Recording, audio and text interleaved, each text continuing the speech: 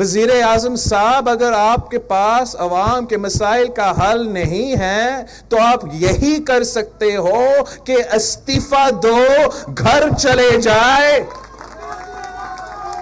ہمارے پاس حل ہے، ہم جانتے ہیں کہ عوام کو ان مشکل حالات سے کیسے نکالا جا سکتا ہے۔ پاکستان پیپلز پارٹی کے چیئرمین بلاول بھٹو زرداری نے کہا ہے کہ ہمارے ارکان اسمبلی کے گرد کافی قوتیں کام کر رہی ہیں، مجھے مجبور نہ کریں کہ میں ان سب کو ایک ایک کر کے قوم کے سامنے بے نقاب کروں۔ میں جانتا ہوں کہ میرے تقریباً ہر ممبر کے ارد گرد کافی قوتوں اپنے کام کر رہے ہیں، پریشر ڈال رہے ہیں، جعلی کیسز بنا رہے ہیں، نیب کو استعمال کیا جا رہا ہے، مگر آپ سب حوصلے اور ہمت کے ساتھ وہاں کھڑے ہیں۔ اور ایسے ہی ہوتا ہے جب آپ جانتے ہو کہ آپ سچ کے راستہ میں ہو، جب آپ جانتے ہو کہ آپ حق کے راستہ میں ہو، تو ایسا کوئی قوت آپ کو ڈرا نہیں سکتا۔ مگر میں ان قوتوں کو کہنا چاہتا ہوں کہ آپ میرے لوگوں کے ساتھ یہ سلوک بند کرو۔ میں جانتا ہوں کہ کون یہ کر رہا ہے، کیوں یہ کر رہا ہے، مجھے مجبور نہ کرے کہ میں ان سب کے سب کو ایک ایک کر کے پورے قوم کے سامنے بے نقاب کرے کہ ان کا مقصد کیا ہے اور ان کا طریقہ کار کیا ہے۔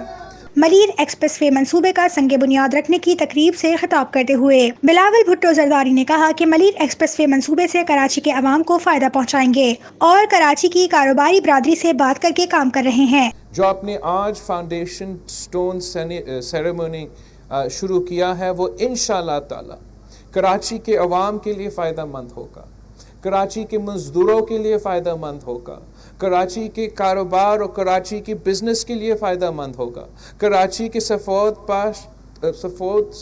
پوش طبقہ کے لیے فائدہ مند ہوگا۔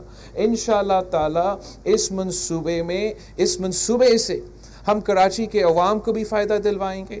ہم کراچی کی بزنس کمیونٹی کے ساتھ انگیج کر کے کام کر رہے ہیں، اور جہاں ہمارا بہت سے کمپلینٹس ہیں، ہمارا بہت سے اعتراضات ہیں، ہم سمجھتے ہیں کہ سندھ سمیت پاکستان کے سارے صوبوں کو ان کا حق نہیں دیا جا رہا ہے۔ ہم سمجھتے ہیں کہ آپ نے تو NFC ایوارڈ 18th امینڈمنٹ سے پہلے دیا تھا، 18th امینڈمنٹ کے بعد آپ نے صوبوں کو زیادہ ذمہ داری دیے ہیں، مگر اس کے بعد آپ نے ایک نیا NFC ایوارڈ جس کو آپ وہ پورا جو ذمہ داریاں ہیں ان کے لیے پورا فنڈنگ بندوبست کرے، وہ آپ نے ابھی تک کیا ہی نہیں۔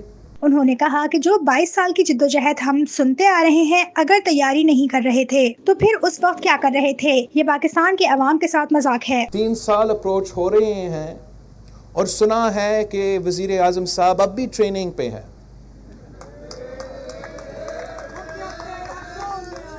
یہ ٹریننگ پتہ نہیں کب مکمل ہوگا، اور یہ ٹریننگ کرتے ہوئے عوام کے ساتھ جو حشر ہونا ہے، عوام کو جو بوجھ اٹھانا پڑے گا، وہ کس سے پوچھیں گے کہ وہ 7 سال کے لیے KP میں کیا کر رہے تھے اگر وہ اپنا تیاری نہیں کر رہے تھے؟ وہ جو 22 ایئرز کا جد و جہد جو ہم سنتے آ رہے ہیں، وہ کیا کر رہا تھا اس وقت اگر تیاری نہیں کر رہا تھا؟ آپ نے تو 90 دن میں کرپشن ختم کرنا تھا، آپ نے 90 دن میں اپنے پہلے 100 دن میں پاکستان کے مشکلات کو ختم کرنا تھا۔ آپ نے 3 سال بعد آپ کہہ رہے ہو کہ ٹریننگ چل رہا تھا۔ یہ پاکستان کے عوام کے ساتھ مذاق ہے، پاکستان کے عوام کے ساتھ مذاق ہے، کوئی وجہ نہیں ہے۔ انہوں نے کہا کہ ہم صوبے کی ضرورت سے زیادہ گیس پیدا کرتے ہیں، ہمارا آئینی حق ہے، آئین کے مطابق آپ کا سب سے پہلے اور پھر باقی پاکستان کا حق ہے۔ وہ دن جب صوبے حساب مانگنے شروع کر دیں گے، آپ کے پاس کچھ نہیں رہے گا۔ آپ کو سارے صوبوں کے ساتھ مل کے چلنا ہے۔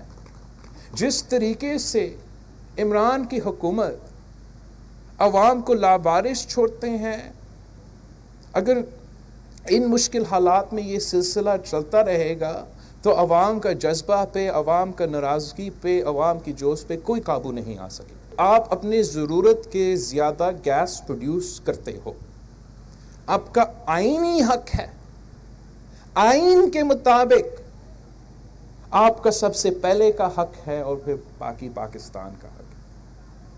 مگر جہاں گیس پروڈیوس ہوتا ہے وہاں کے عوام کو گیس شارٹیجز کا سامنا کرنا پڑ رہا ہے. وہاں کا عوام کے لیے گیس ہے ہی نہیں. کراچی جیسا شہر میں عوام اپنا چولہا نہیں جلا سکتا. پاکستان کی معیشت کیسے چلے گا؟